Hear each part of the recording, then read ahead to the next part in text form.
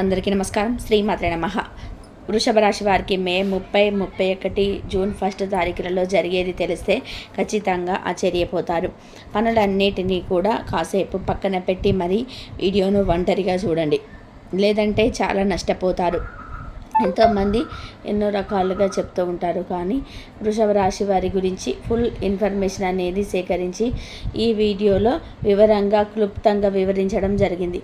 కాబట్టి మీకు వచ్చే నష్టాలేంటో, ఆ నష్టాలు రాకుండా ఏం చేయాలో, మీకు జరగబోయేది లాభాలు ఏంటో, ఆ లాభాలు తెచ్చుకోవడం కోసం ఎటువంటి పరిహారాలను ఆచరించాలో ఇవన్నీ కూడా ఈ వీడియోలో క్లుప్తంగా వివరించడం అయితే జరిగింది.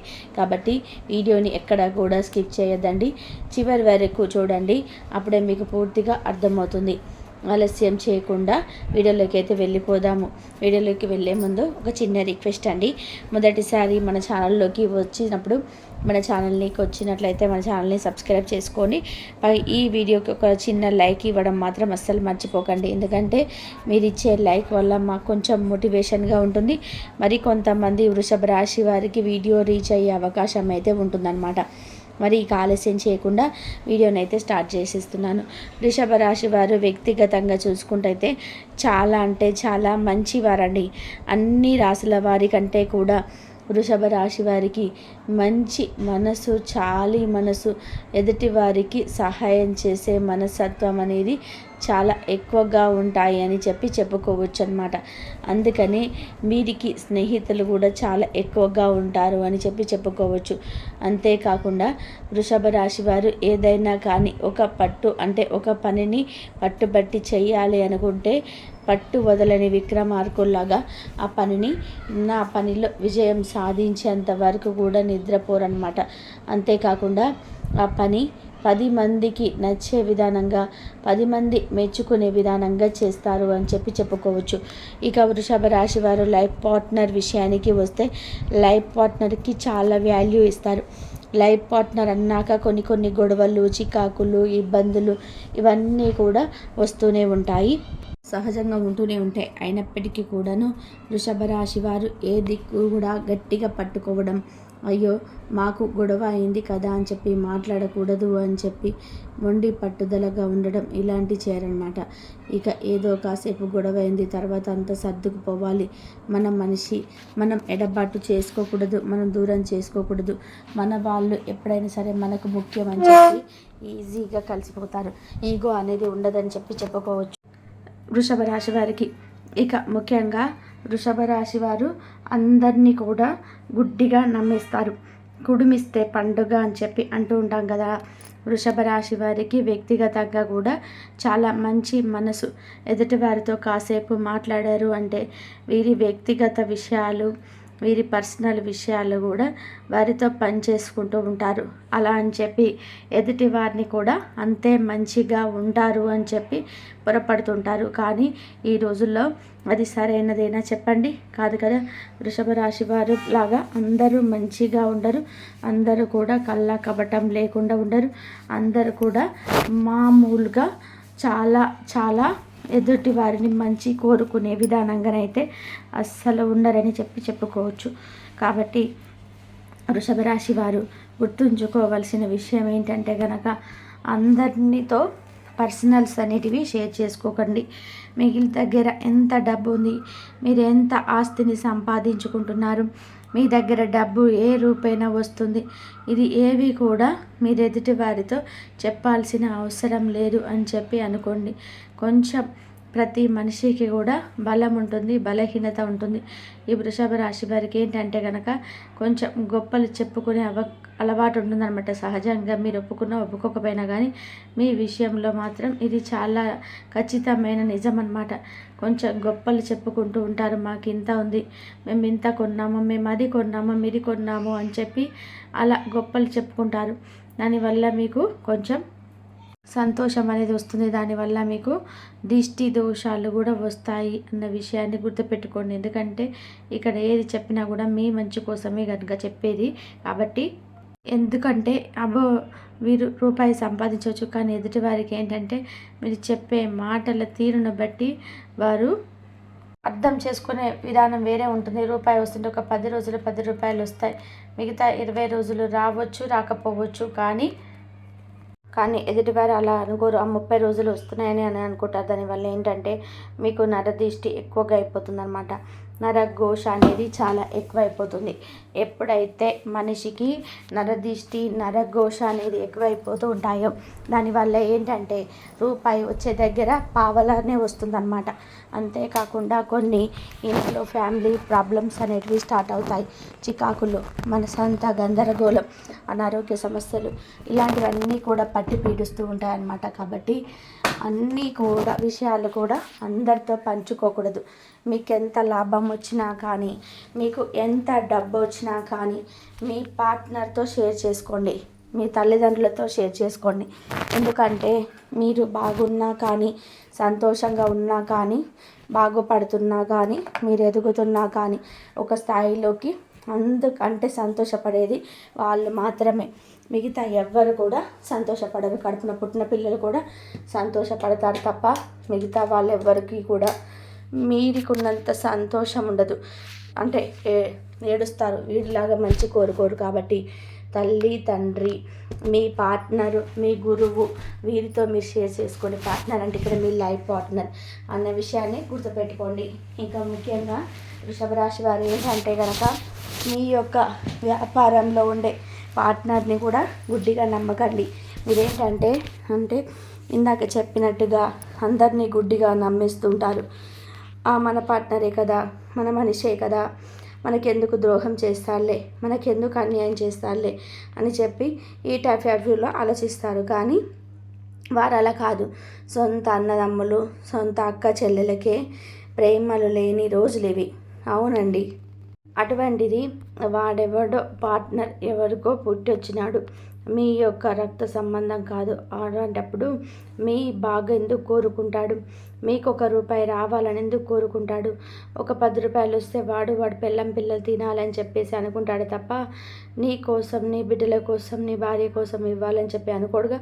కాస్త ఇది కూడా ఆలోచించుకొని కాస్త బిజినెస్ చేసేటప్పుడు, వ్యాపారం చేసేటప్పుడు ఆచితూచి అడుగులు వేయడం మాత్రం మీకు మంచిది అని చెప్పి అన్న విషయాన్ని గుర్తుపెట్టుకోండి. ఇక ముఖ్యంగా వృషభ రాశి వారు నా అనుకున్న వాళ్ళ చేతనే ఎక్కువగా మోసగింపబడతారనమాట. ఎవరైతే నా అని చెప్పి రక్త సంబంధం, ఎవరైతే నా బంధువులు, ఎవరైతే నా వారు అని చెప్పి అనుకుంటూ ఉంటారో వారి చేతనే ఎక్కువగా మోసపోతూ ఉంటారనమాట. కాబట్టి వారి దగ్గర కూడా కాస్తంత జాగ్రత్తగా ఉండండి. ఎందుకంటే నా అంటే ఎవరంటే ఇక్కడ నా అంటే లైఫ్ పార్ట్నర్ అంటే అంతేకాకుండా మీకు కడుపులో పుట్టిన బిడ్డలు, మీ గురువు, మీ యొక్క తల్లిదండ్రులు అంతే తప్ప మిగతా వాళ్ళందరూ కూడా బయట వాళ్ళే. ఈ ఒక్క విషయాన్ని గుర్తుపెట్టుకోండి. అందరూ కూడా గుంట కాడ నక్కల్లాగా మీ ముందు ఒక మాట నోటితో మాట్లాడుతూ నొసలుతో ఎక్కిరిస్తూ ఉంటున్నారనమాట. అలాంటి వారికి ఎంత దూరంగా ఉంటే అంత మంచిది. మీకు వాళ్ళు ఎవరో కూడా తెలుసు. ఎందుకంటే వారు అవసరమైనప్పుడు మీ దగ్గరికి వస్తున్నారు, అవసరం తీరిపోయిన తర్వాత మిమ్మల్ని పక్కకు నెట్టేస్తున్నారు. అసలు మీకు వాళ్ళకి పరిచయం లేనట్టుగానే చూస్తున్నారనమాట. అటువంటి వారితో ఎంత జాగ్రత్తగా ఉంటే అంత మంచిది అన్న విషయాన్ని గుర్తుంచుకొని ఉండండి. అదొక్కటి మీరు పెరిగితే చాలండి. ఇక మిగతా అంతా కూడా మామూలే.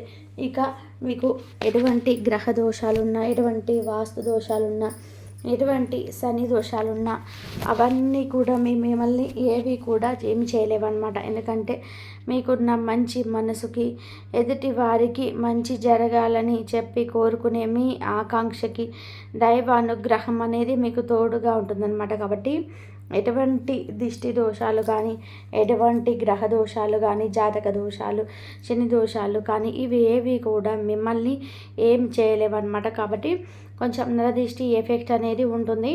ఆ నరదిష్టి ఎఫెక్ట్ నుంచి మీరు తొలగించుకోవాలి అంటే కనుక దాన్ని ఎప్పటికప్పుడు ప్రతి ఆదివారం కూడా కుదిరితే కనీసం కుదరకపోతే నెలకొక్కసారైనా వారం రోజు ఎర్ర నీళ్ళు తిప్పి వేసేసుకుంటూ ఉండండి. ప్రతిరోజు కూడా పడుకునేటప్పుడు ఉప్పు నల్ల ఆవాలతో దిష్టి తీసేసుకుంటూ ఉండండి. ప్రతిరోజు కూడా అరికాలలో కాటుక పెట్టుకోండి దిష్టి తీసేసుకొని. మీరు ఏదైనా ఊరు ప్రయాణాలు చేస్తున్నా కానీ ఎక్కడైనా వెళ్తున్నప్పుడు కూడా ఒక పచ్చటి నిమ్మకాయ జేబులో వేసుకొని వెళ్ళండి. మళ్ళీ ఊరు నుంచి ఇంటికి తిరిగి వచ్చేటప్పుడు ఇంటి బయట ఆ నిమ్మకాయని మీ యొక్క ఎడమ చేతి వైపు తలపై మూడు సేపు తలపై 3 సార్లు తిప్పేసుకొని కుడి చేతి వైపు కూడా ఇది దూరంగా విసిరేయండి. అలా తిప్పేసుకొని అలా అటువంటి దోషాలు, బయట జనాలు చూపులు కానీ, మీ కాళ్ళ వెంట ఏదైనా నకారాత్మక శక్తులు ఏమైనా వచ్చినా కానీ అవి ఏవి కూడా మిమ్మల్ని తాకకుండా మీరు పరిశుద్ధంగా లోపలికి వస్తారనమాట. ఈ యొక్క విషయాన్ని గుర్తుపెట్టుకోండి. అంతేకాకుండా ఈ 3 రోజులు కూడా విషయానికి వస్తే కనుక అంటే మే 30, 31, జూన్ 1 తారీఖు 3 రోజుల విషయానికి వస్తే కనుక ఈ 3 రోజులలో కూడా మీకు చాలా అంటే చాలా అద్భుతంగా ఉంటుందన్నమాట. అంతేకాకుండా వృత్తి, ఉద్యోగం, వ్యాపార రంగాల్లో కూడా చిన్న పెద్ద బిజినెస్ రంగాలలో కూడా ఏ బిజినెస్ అయినప్పటికీ కూడాను మీకు ఈ 3 రోజులలో కూడా చాలా బాగా కలిసి వస్తుందని చెప్పుకోవచ్చు అనమాట. ఈ 3 రోజుల్లో మీరు ఏదైనా పెట్టుబడి పెట్టినా కూడా పెట్టుబడుల వైజ్గా కూడా చాలా మంచి కలిసిబాటుతనం అనేది ఉంటుందని చెప్పుకోవచ్చు అనమాట. ఇక ఓవరాల్గా చూసుకుంటే కుటుంబ పరంగా కూడా చాలా అద్భుతంగా అనుకూలంగా ఉంటుంది. భార్యాభర్తల మధ్య మంచి అనుకూలత ఉంటుంది. అంతేకాకుండా సంతాన పరంగా కూడా బాగుంటుంది. తల్లిదండ్రుల పరంగా బాగా ఉంటుంది. కాకపోతే కొంచెం మీరు పని ఒత్తిడి వల్ల కూడా కొంచెం స్ట్రెస్ అవుతారు, కొంచెం టెన్షన్ పడుతుంటారు. ఆ స్ట్రెస్ని, టెన్షన్స్ని తగ్గించుకొని ఏది ఏమవుతుందో ఇవన్నీ ఏది ఏం జరుగుతుందో జరగనివ్వండి అని తర్వాత చూసుకుందాం. ముందు మన ఈ రోజు చూసుకుందామన్న ఈ టైప్ ఆఫ్ వ్యూలో ఆలోచించుకుంటే మీకు ఆ స్ట్రెస్, ఆ ఒత్తిడి అనేది కొంచెం తగ్గి ఉపశమనం అనేది లభిస్తుందన్నమాట. ఇక విద్యార్థుల విషయానికి వస్తే విద్యార్థుల పరంగా కూడా చాలా అనుకూలంగా ఉంటుందండి. కష్టే ఫలి అని చెప్పి అంటూ ఉంటాం కదా, అలా విద్యార్థులు ఈ టైంలో ఎంత కష్టపడతారో ఆ కష్టానికి తగిన ప్రతిఫలం అనేది అంతా మీకు భవిష్యత్తులో వస్తుందన్న విషయాన్ని అయితే గుర్తుపెట్టుకోండి. ఇక ఓవరాల్గా చూసుకుంటే 3 రోజుల్లో కూడా ప్రయాణాలు అయితే చిన్నవి తగిలే అవకాశం అయితే ఉంది. ప్రయాణం చేసేటప్పుడు జాగ్రత్తగా ఉండండి. ఇక సంతాన పరంగా ఎవరైతే ఎదురు చూస్తూ ఉన్నారో మాకు సంతానం లేదు అని చెప్పి ఎదురు చూస్తున్నారో వాళ్ళకి సంతాన భాగ్యం కలిగే అవకాశం అయితే ఉందండి. కొన్ని రకాల సమస్యల వల్ల మీకు సంతానం కలగకపోతే అంటే PCOD కానీ, PCOS కానీ, థైరాయిడ్ కానీ ఇలాంటి సమస్యల వల్ల మీకు సంతానం కలగకపోతే కనుక డాక్టర్ల సలహాను తీసుకుంటూ మంచి మెడిసిన్ వాడుకుంటూ కొంచెం బరువు తగ్గే ప్రయత్నం కనుక చేస్తే ఖచ్చితంగా 100కి 1000% మీకు సంతాన యోగం అయితే కలుగుతుందన్నమాట. ఇక ఎవరికైతే వివాహం కోసం ఎదురు చూస్తూ మనకు వివాహం జరగట్లేదని చెప్పి అనుకుంటూ ఉన్నారో వాళ్ళకి కూడా కొంచెం గట్టి ప్రయత్నం అయితే చేస్తే వివాహ ప్రయత్నాలు కనుక మీకు మంచిగా చేస్తే కనుక ఖచ్చితంగా వారికి వివాహ యోగం అయితే కలుగుతుంది అన్న విషయాన్ని గుర్తుపెట్టుకోండి. ఇక ఓవరాల్గా సినీ రంగ పరిశ్రమల వారికి కానీ, రాజకీయ రంగంలో ఉన్న వారికి కానీ, ఇంకా వచ్చేసి రియల్ ఎస్టేట్ రంగంలో ఉన్న వారికి కానీ వీరికి కూడా చాలా అనుకూలంగా ఉంటుందని చెప్పుకోవచ్చు. ఇక వాహన యోగ ప్రాప్తి కూడా మీకు కనిపిస్తుంది. ఎవరైతే వాహనం కొనాలి అని చెప్పి చూస్తున్నారో బైక్ కానీ, లేదంటే స్కూటీ కానీ, లేదంటే కారు కానీ ఏదైనా కానీ కొనాలని చెప్పి చూసుకుంటున్నారో వారికి కూడా వాహన యోగ ప్రాప్తి అంటే వాహనం కోసం ఎదురు చూసే వాళ్ళకి వాహన యోగ ప్రాప్తి అయితే తప్పకుండా కలుగుతుందండి. ఓవరాల్గా కూడా ఈ 3 రోజులు మీకు ఎటువంటి ఇబ్బందులు లేవు. కుదిరితే ప్రతి సోమవారం శివాలయానికి వెళ్ళే ప్రయత్నం చేయండి. శివుడికి ఎప్పుడైనా కుదిరినప్పుడైనా సరే అభిషేకాలు చేయించుకోండి. శివుని విభూతిని నుదుటిన ధరించండి. మీ దీని వల్ల నరదిష్టి నరఘోషపోతాయన్నమాట. శివుని యొక్క విభూతిని నీటిలో వేసుకొని ఆ నీటితో స్నానాన్ని ఆచరిస్తే గనక మీకు ఒంటి మీద ఉన్న నెగిటివ్ ఎనర్జీ అంతా కూడా పూర్తిగా వెళ్ళిపోతుంది. ప్రతి మంగళవారం ఆంజనేయ స్వామి గుడికి వెళ్ళే ప్రయత్నం చేయండి. ఆంజనేయ స్వామికి 5 ప్రదక్షిణాలు చేయడం, తమలపాకుల మాలను సమర్పించుకోవడం వల్ల కూడా మీకు మంచి జరుగుతుందన్నమాట. మీకున్న జాతక దోషాలు ఏమైనా ఉంటే అవి పూర్తిగా తొలగిపోతాయి. మనసులో ఖచ్చితంగా కూడా ఏం ఆందోళన కూడా ఇవన్నీ కూడా తగ్గుముఖం పడతాయి అన్నమాట. ఇక ప్రతి శనివారం వెంకటేశ్వర స్వామి గుడికి వెళ్ళడం, గోమాత సంరక్షణకి ఏదైనా సహాయం చేయడం, గోమాత ఆకలి తీర్చే ప్రయత్నం చేయడం, దానాలు ధర్మాలు చేయడం, ప్రతి రూపాయలు సంపాదించి అందులో 1 రూపాయిని దానం చేయడం వల్ల కూడా ఈ కర్మలన్నిటికీ తొలగిపోయే అవకాశం అయితే ఉంటుందన్నమాట. ఇటువంటి చిన్న చిన్న పరిహారాలు అనేటివి చేసుకుంటూ ఉంటే మీ జీవితం చాలా సాఫీగా, చాలా సుఖంగా, సంతోషంగా, ఆనందంగా, ఆరోగ్యంగా ముందుకు వెళ్ళిపోతుంది అన్న విషయాన్ని గుర్తుపెట్టుకోండి కదండి. అయితే ఓవరాల్గా వృషభ రాశి వారికి ఏ విధంగా ఉందని తెలిసిపోయింది కదా. ఇప్పుడు మీకు వృషభ రాశి వారికి వీడియో నచ్చింది అనుకుంటున్నాను. నచ్చింది అనిపిస్తే ఈ వీడియోకి ఒక చిన్న లైక్ ఇవ్వండి. మీరు ఇచ్చే లైక్ మాకు ఎంతో మోటివేషన్గా ఉంటుంది. మరికొంత వృషభ రాశి వారికి వీడియో అనేది రీచ్ అయ్యే అవకాశం కనిపిస్తుంది. మొదటిసారి ఛానల్లోకి వస్తే సబ్స్క్రైబ్ చేసుకొని సపోర్ట్ చేయండి.